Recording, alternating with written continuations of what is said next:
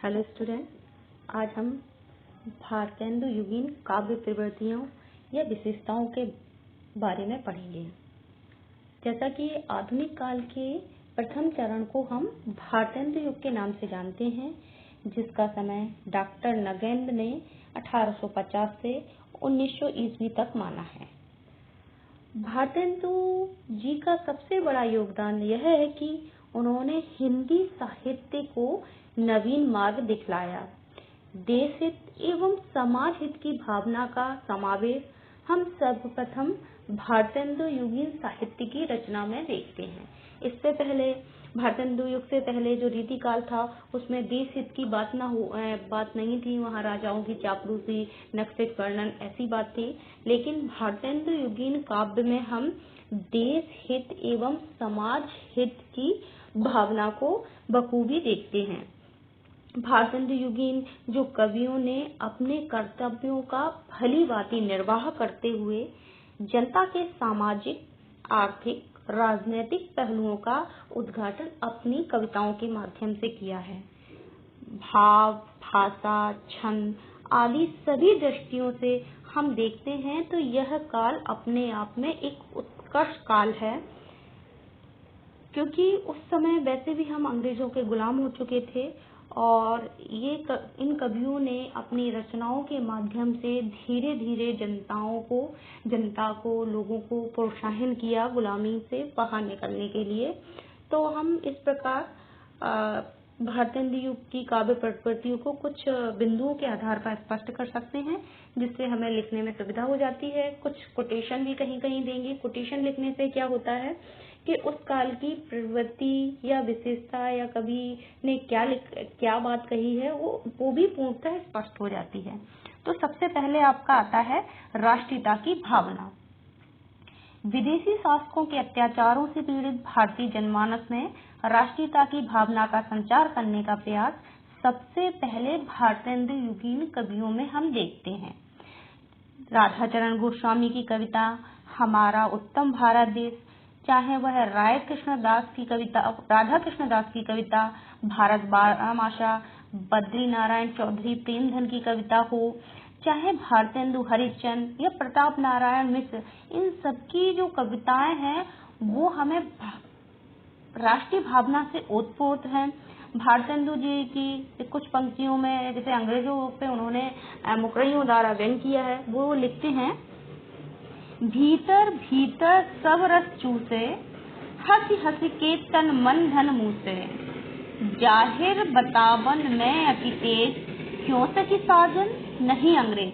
तो उन्होंने अपनी इस मुकरई के माध्यम से जनता पे ये बात पहुंचाने की कोशिश की कि किस तरह से अंग्रेज हम लोगों को अंदर ही अंदर चूस रहे हैं और हमें उनसे मुक्ति किस प्रकार मिलनी चाहिए, इस बात का हमें प्रयास करना चाहिए। देशभक्ति और राजभक्ति का अद्भुत समन्वय हम भारतेंदु जी की रचनाओं में देखने को मिलता है। अंग्रेज कुशल शासक व्यवस्था कर रहे थे, पर भीतर ही भीतर हमारे भारत देश को आर्थिक रूप से शोषण कर रहे थे, खोखला कर रहे थे। यहाँ के किसान, आम जनता परेशान थी। हमारी जो हम पैदा करते हैं वही चीजें हमें उल्टे महंगे दामों पे हमें मिल रही थी। मतलब कुल मिला के जो साधारण जनमानस था वो पूर्ण रूप से परेशान था। तो जो इस युग के कवि थे उन्होंने जनता को इससे अंग्रेजों से आजादी दिलाने के लिए, प्रेरित करने के लिए अपनी काव्य रचनाओं में राष्ट्रीय भावना को प्रमुखता दी। दूसरे नंबर पे आता है समाज की दुर्दशा का चित्रण। रीतिकाल के कवियों ने समाज की ओर से अपनी आंखें पूरी तरह से बंद कर ली थी। जैसा कि हम रीतिकाल की प्रमुख प्रवृत्तियों में हमने देखा कि रीतिकाल के कवि सिर्फ अपनी राजा की चापलूसी करते थे या नक्सलिक वर्णन करते थे या अपने आप में कवित्व या आचार सिद्ध करने के लिए काव्य रचनाएं करते थे। वही उसके बाद भारतेंदु युग के जो कवि थे उन्होंने अपनी आंखें जनता, साधारण जनमानस तथा देश की दशा तथा समाज में होने वाले अत्याचारों के बारे में पूर्ण रूप से जागरूक हुए। भारतेंदु युगीन जो कवियों ने सामाजिक जीवन का यथातथ निरूपण करने में रुचि दिखाई है। आर्य समाज एवं ब्रह्म समाज जैसे सामाजिक आंदोलन के प्रभाव से इस काल में नवीन सामाजिक चेतना का उदय हुआ और विधवा विवाह, नारी शिक्षा, अस्पृश्यता निवारण की ओर जनता का ध्यान आकर्षित करने वाली कविताएं लिखी। सामाजिक रूढ़ियों को नकारते हुए उन्होंने बाल विवाह, विधवा विवाह, सती प्रथा, छुआछूत की जो समाज में कुरीतियां फैल रही थी उनको काव्य का विषय बनाया और साधारण जनमानस को इसके लिए प्रेरित किया कि बाल विवाह हमारे यहाँ नहीं होना चाहिए, जो विधवा है उनका पुनर्विवाह करवाना चाहिए, सती प्रथा जैसी रूढ़ियां जो हमारे समाज में चली आ रही हैं उनको बंद करना चाहिए। ऐसी जो सामाजिक कुरीतियां थी जिनमें छल कपट और पाखंड कूट कर भरा हुआ था, उन कुरीतियों को दूर करने के लिए भारतेंदु युग के कवि, चाहे वो प्रताप नारायण मिश्र हो, बालकृष्ण भट्ट हो, राधाचरण गोस्वामी या खुद भारतेंदु हरिश्चंद्र हो, उन्होंने पूरी तरह से प्रयास किया और अपनी रचनाओं के माध्यम से लोगों को प्रेरित किया। जैसे एक जगह राधाचरण गोस्वामी जी ने भारत की दुर्दशा का चित्रण करते हुए लिखा है, मैं हाय हाय दे धाय पुकारे रोए, भारत की डूबी नाव उबारो कोई। यहाँ पर वह अपनी पीढ़ी को सचेत करते हुए कहते हैं कि भारत की जो डूबी नैया है उसको उबारने के लिए कोई तो आए। इस तरह से कवियों ने सामाजिक दुर्दशा का चित्रण अपनी रचनाओं के माध्यम से किया। तीसरे नंबर पे आता है श्रृंगारिकता की भावना। श्रृंगार शुरू से ही, चाहे आदि काल हो, भक्ति काल हो, रीति काल हो, सभी कालों में, क्योंकि श्रृंगार के बिना कविता अधूरी है और व्यक्ति के जीवन में श्रृंगार का बहुत महत्व होता है। तो जो भारतेंदु युग के कवि थे उन्होंने भी श्रृंगारिक रचनाएं लिखी, लेकिन वो रीतिकालीन कवियों से हटके रचनाएं लिखी। उन्होंने श्रृंगार का जो वर्णन किया है वो मर्यादित रूप से किया है, ना कि जो रीतिकाल में श्रृंगार का वर्णन हो रहा था, नारी को भोगलिप्तता की दृष्टि से या उसके यौवन का वर्णन कर रहे थे, उस तरह से वर्णन न करते हुए भारतेंदु युग के जो कवि थे उन्होंने श्रृंगार के स्वस्थ रूप का चित्रण किया है। जैसे भारतेंदु युग के कवियों ने श्रृंगार की मर्यादा अभिव्यक्ति की है। रीतिकालीन पद्धति पर नक्शिक वर्णन या नायिका भेद का चित्रण तो इन कवियों ने किया ही है, साथ ही कृष्ण को नायक मानकर तथा राधा को नायिका मानकर उनकी प्रेम लीला का भी चित्रण किया है। भारतेंदु जी की रचनाएं प्रेम सरोवर, प्रेम तरंग, प्रेम माधुरी, प्रेम फुलवारी में हम श्रृंगारिक भावनाओं की सुंदर अभिव्यक्ति देखते हैं। वह एक मर्यादा की दृष्टि से की गई उनकी रचनाओं में मर्यादा का पूर्ण रूप से पालन किया गया है। इन कवियों ने वियोग श्रृंगार का भी सुंदर चित्रण किया है। जहाँ श्रृंगार है तो वहाँ संयोग भी होगा और वियोग भी होगा, क्योंकि श्रृंगार के दो रूप होते हैं, संयोग मतलब मिलन की अवस्था, वियोग मतलब विछोड़ की अवस्था। तो इन जो भारतेंदु युग के जो कवि हैं उन्होंने श्रृंगार के संयोग और वियोग दोनों ही पक्षों का वर्णन किया है। ठाकुर जगमोहन सिंह ने अपनी रचना प्रेम संपत्ति लता में नायिका के विरह का जो निरूपण किया है वो अति सुंदर है। इसी तरह प्रताप नारायण मिश्र, राधा कृष्ण जैसे कवियों ने श्रृंगार को काव्य का विषय इस युग में नहीं बनाया है। इसके इतर और कवि जो हैं, जैसे भारतेंदु हरिश्चंद्र हैं, ठाकुर जगमोहन सिंह हैं, उन्होंने अपने काव्य में श्रृंगार को प्रमुखता दी है। अब आपका चौथे नंबर पे आता है भक्ति भावना। तो भारतेंदु जी को भक्ति भावना क्या है, पैतृक ही मिली थी, पैतृक विरासत में मिली थी। उनका भक्ति परक रचनाओं भी उन्होंने प्रमुख रूप से लिखी है, जैसे भक्ति सर्वस्व, वैशाख महात्मा एवं कार्तिक स्नान। भारतेंदु जी क्या थे, पुष्टि मार्ग में दीक्षित थे और पुष्टि मार्ग के प्रमुख कवि थे और वो वल्लभ संप्रदाय में दीक्षित थे। इसलिए उनकी रचनाओं में हम राधा कृष्ण की मधुर छवियों का अंकन देखते हैं। इस काल के कवियों ने राधा कृष्ण के सौंदर्य का बखूबी वर्णन किया है। राम के सौंदर्य का वर्णन इस काल के कवियों में हमें देखने को नहीं मिलता है। जैसे भारतेंदु हरिश्चंद्र ने एक पंक्ति में लिखा है, मेरे तो साधन एक ही हैं, जग नंद लला वृषभान दुलारी। मेरे तो साधन एक ही हैं, जग नंद लाल वृषभान दुलारी। तो हम देखते हैं कि पंडित प्रताप नारायण मिश्र एवं राधा कृष्ण दास के काव्य में भी भक्ति का स्वरूप हमें दिखाई देता है। जो निर्गुण भक्ति कवियों के काव्य में विद्वान था, वही हम यहाँ पे भी देखते हैं। उन्होंने संसार की नश्वरता, माया मोह के बंधन, विषय वासना की निस्सारता आदि का उल्लेख अपने काव्य में किया है। ईश्वर के प्रति दृढ़ आस्था, विश्वास को व्यक्त करते हुए भारतेंदु जी ने अपनी दीनता का उल्लेख किया है और इस संसार को, अपने भारत देश को बचाने के लिए ईश्वर से प्रार्थना की है। अब आपका आता है 5वें नंबर पे प्रकृति चित्रण। तो भारतेंदु युग के कवियों ने प्रकृति का स्वच्छंद रूप से चित्रण किया है। यद्यपि कहीं कहीं परंपरा निर्वाह करते हुए भी उन्होंने प्रकृति का निरूपण किया है। परंपरा निर्वाह करते हुए मतलब जो पुरानी रीतिकाल, भक्ति काल आदि काल में जो प्रकृति चित्रण चले आ रहे थे, उसी पैटर्न के आधार पर उन्होंने किया है। लेकिन कहीं कहीं परंपरा का निर्वाह किया है, नए तरीके से भी उन्होंने प्रकृति का चित्रण किया है। एक ओर तो वसंत, वर्षा आदि ऋतुओं की मनोहारी चित्रण किया है, तो दूसरी ओर गंगा, यमुना, चांदनी आदि का सुंदर चित्रण किया है। भारतेंदु कृत बसंत, होली में बसंत का वर्णन, चंद्रावली नाटिका में हम यमुना का वर्णन देखते हैं। वहीं प्रकृति के माध्यम से नायक नायिका की चेष्टाओं का भी निरूपण किया है। भारतेंदु द्वारा किया गया यमुना का वर्णन बहुत अत्यंत आकर्षक है। ज्यादातर हम लोग अनुप्रास अलंकार का उदाहरण जो देखते हैं वही है। तरणी तनुजा तट तमाल तरवर वह छाए, झुक कूल सो जल परसन हित मनहु सुहाए। मतलब तरणी तनुजा तट तमाल तरवर बहु छाए, झुकी कूलो सो जल पर से हित मनहु सुहाए। मतलब प्रकृति का उन्होंने बहुत ही सुंदर वर्णन किया है। अब 6वें नंबर पे आपका आता है हास्य व्यंग्य की प्रधान का।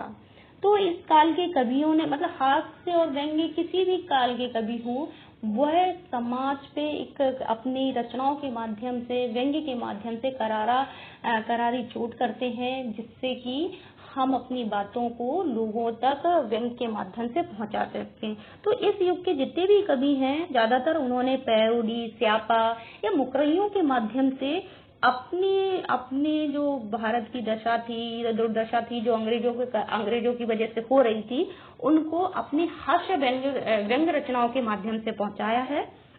इस काल के कवियों ने हास्य व्यंग्य पर रचनाओं के महत्व को समझते हुए इनके माध्यम से अंग्रेजी शासन, पाश्चात्य सभ्यता, सामाजिक अंधविश्वास एवं रूढ़ियों पर करारी चोट की है। भारतेंदु जी ने अपने नाटकों एवं एकांकियों में व्यंग्योक्ति के माध्यम से तत्कालीन परिस्थिति का चित्रण किया है। मतलब हमें ये नहीं भूलना चाहिए कि जब भारतेंदु युग का समय क्या था, हम अंग्रेजों के पूर्ण रूप से गुलाम थे, तो हमें आजादी चाहिए थी और हमारी जो देश की अर्थव्यवस्था थी वो पूरी तरह से चरमरा गई थी। आज सब जगह अंधेरे का राज था। तो उन्होंने उनके बहुत प्रसिद्ध नाटक है अंधेर नगरी में उन्होंने चूरन वाले के माध्यम से कहा है कि चूरन साहब लोग जो खाता सारा हिंद हजम कर जाता। नए जमाने की मुकरियों में भी कवियों ने सामाजिक बुराइयों पर व्यंग्य किया है। जैसे लोग मद्यपान, शराब का सेवन करते हैं, इसको भी उन्होंने व्यंग्य के माध्यम से लिखा है। मुंह जब लागे तब नहीं छूटे, जाति मान धन सब कुछ लूटे, पागल करी मुंह करे खराब, क्यों सखी साजन नहीं शराब। मतलब वो ये कह रहे हैं कि जब मुंह लग जाती है ये शराब तो हमारी जाति का, हमारी इज्जत, आबरू सभी चीज छूट जाती है, लेकिन ये शराब है ना, ये वो हमारा घर बार सब चौपट कर देती है, लेकिन ये शराब हमसे छूटती नहीं है। तो वो सखी से कहती है कि ये सखी है क्या, ये तुम्हारा साजन है जो तुम्हारे इतने करीब है। वो कहता है नहीं, ये शराब है। तो उन्होंने अपनी मुकरइयों के माध्यम से कितने सुंदर तरीके से जो लोग मद्यपान वगैरह करते हैं उनके ऊपर करारा व्यंग्य किया है। प्रताप नारायण मिश्र की कविताओं में हम गंगा, बुढ़ापा, उर्दू का श्यापा हास्य व्यंग्य की दृष्टि से बहुत प्रसिद्धि पाई, जिन्होंने अपने देश की समस्या को, भारत की दुर्दशा को, उनके लोगों की बातचीत को अपने हास्य व्यंग्य के माध्यम से जनमानस तक पहुंचाया, जिससे कि वह इसके लिए प्रेरित हो सकें। अब आता है आपका समस्या पूर्ति। तो भारतेंदु काल के कवि समस्या पूर्ति के रूप में भी काव्य रचनाएं करते थे। कोई एक पंक्ति या पद्यांश समस्या के रूप में उस समय समय की दे दिया जाता था और उस पे कविता बनाई जाती थी। समस्या पूर्ति का प्रमुख नियम ज्यादातर यह होता था कि एक पंक्ति या छंद कविता अंत में ही आनी चाहिए। समस्या पूर्ति की यह परंपरा कवियों की प्रतिभा को परखने एवं उनके रचना कौशल की थाह पाने की कसौटी समझी जाती थी। कवि गोष्ठियों में समस्या पूर्ति की प्रतियोगिताएं होती थी और रसिक समाज उन्हें बड़े चाव से सुनता था। समस्या पूर्ति के लिए जो विषय दिए जाते थे वे प्राय श्रृंगारिक होते थे और श्रृंगारिकता के साथ साथ उसमें देश तथा समाज की चिंता भी पूर्ण रूप से व्यक्त होती थी। तो उस काल में प्रमुख रूप से ज्यादातर समस्या हमारे नारी शिक्षा थी, विधवा विवाह तथा विधवाओं का पुनर्विवाह, प्रबल समाज के स्वस्थ एवं प्रगतिशील होने की कामना, परंपराओं की स्थापना, नए मूल्यों की स्थापना, देश को स्वतंत्र करने की चेष्टा, ये सारी समस्याएं उस काल में होती थी और इसके साथ साथ श्रृंगारिकता भी चलती थी। और इस तरह से उस समय में जैसे कानपुर की एक संस्था थी रसिक समाज, ये प्राय कुछ एक टॉपिक देते थे, उसके ऊपर कभी तुरंत रचना बनाकर सामने वाले को सुनाया जाता था। समस्या पूर्ति के माध्यम से वे उक्ति, वैचित्र, अलंकार एवं कल्पना का मनोहारी प्रयोग करने के कारण ही रीतिकालीन प्रवृत्तियों के अधिक निकट दिखाई भी देते हैं। समस्या पूर्ति से संबंधित इस काल के प्रमुख काव्य संग्रह जैसे अंबिका दत्त व्यास का समस्या पूर्ति सर्वस्व, द्विजगंग कृत समस्या प्रकाश, गोविंद गिल्लाई भाई कृत समस्या पूर्ति प्रदीप इस काल के समस्या पूर्ति संबंधित प्रमुख काव्य ग्रंथ हैं। अब आपका आता है जन जीवन का चित्रण। तो रीतिकालीन काव्य राजभाषा में पुष्ट हुआ, जबकि भारतेंद्र युग का जो काव्य था वो जन जीवन की कोण में पला। मतलब कहने का यहाँ तात्पर्य यह है कि जो रीतिकाल था वो क्या था, राजशाही शासन में रहा राजाओं के, लेकिन जो भारतेंद्र युग का समय था वह जन जीवन से जुड़ा हुआ काल था। इस कविता की जनवादी प्रवृत्तियां समाज सुधार में निहित हैं। यह कविता केवल राजनीतिक स्वाधीनता का साहित्य न होकर मनुष्य की एकता, समानता, भाईचारे का साहित्य था। मतलब इस काल में जो कविताएं लिखी गई थी वो साहित्यिक न होते हुए एक मनुष्य को एक रूप में बांधने की, समानता, लोगों में भाईचारे की भावना को लेके लिखी जाने वाला साहित्य था। इसमें सामाजिक कुरीतियां, धार्मिक मिथ्याचार, छल कपट, अमीरों की स्वार्थपरकता, पाश्चात्य सभ्यता के रंग में रंगी हुई शिक्षित वर्ग पर व्यंग, पुलिस और कर्मचारियों की लूट खसोट, अदालतों में प्रचलित अनीति, देश की सामान्य दुर्दशा, अकाल, महामारी के प्रकोप, अंग्रेजों के आर्थिक शोषण और नाना सामाजिक प्रश्नों तथा जन जीवन को प्रेरित तथा जागृत किया गया था। कविता इस यथार्थ चित्रण के साथ प्राचीन संस्कृति के गौरव का आदर्श भी साथ साथ चलता था। मतलब कहने का तात्पर्य यह है कि इस काल के कवियों ने जन जीवन को प्रमुखता दी और उसमें प्राचीन एवं नई संस्कृति का समन्वय हमें देखने को मिलता है। अब अगला आपका टॉपिक बनता है प्राचीन तथा नवीनता का समन्वय। इस कविता में जहाँ देश प्रेम तथा समाज सुधार आदि नवीन विषयों का समावेश हुआ, वहाँ भाषा, भाव और छंद की दृष्टि से यह युग सामंजस्य का युग है। इस काल के कवियों ने पुराने काल के भक्त कवियों के समान पद भी लिखे हैं, लीलाओं का गान भी किया है और रीतिकालीन कवि के समान नायिका का नक्षिक वर्णन भी किया है। इस काल में सूक्ति और उपदेश पद्धति पर भी काव्य दृष्टि हुई है। इस प्रकार से भारतेंद्र युग में प्राचीन और नवीन, मतलब प्राचीन चीजों को सुरक्षित करना और नवीन चीजों का सृजन करना दोनों ही साथ साथ में चलते हैं। अब आता है आपका छंद। तो परंपरा से चले आ रहे हुए छंद जैसे रोला, छप्पर, कवित आदि छंदों के अतिरिक्त इस काल में लोक प्रचलित छंदों जैसे लावनी, कजली आदि छंदों का भी प्रयोग हुआ। इस काल के कवियों ने संस्कृत के वर्ण वृत्तों का भी प्रयोग किया, किंतु इस क्षेत्र में इस काल में कोई स्वतंत्र एवं नवीन प्रयास नहीं दिखाई दिया।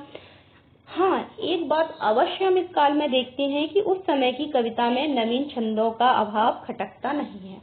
मतलब कहने का तात्पर्य है कि छंद तो वही पुराने थे, लावनी, कजरी, रोला, छपैया, कोई नए छंदों का उदय नहीं हुआ। लेकिन हम इस काल की जब रचनाओं को पढ़ते हैं तो हमें ऐसा नहीं लगता है कि इस काल में कुछ नवीनता नहीं आई, कविताओं में कोई नवीनता नहीं है, हमें नवीनता दिखाई देती है। अब आता है आपकी भाषा। तो भारतेंदु युग के जो कवि थे, इससे भारतेंदु युग से पहले रीतिकाल में ब्रज भाषा का चलन था। तो भारतेंदु युग में भी ब्रज भाषा का प्रभाव रहा। ज्यादातर भारतेंदु जी ने जो काव्य लिखा है वो ब्रज भाषा में लिखा है, और जो गद्य लिखा है वह खड़ी बोली में लिखा हुआ है। तो भारतेंदु युग के अधिकांश कवियों ने ब्रज भाषा में ही काव्य रचनाएं की हैं। यद्यपि खड़ी बोली का प्रयोग इस काल में प्रारंभ हो गया था। इस काल के कवियों की भाषा पद्माकर एवं घनानंद जैसी परिष्कृत भाषा तो नहीं है, किंतु उसमें प्रभाव और स्वाभाविकता है।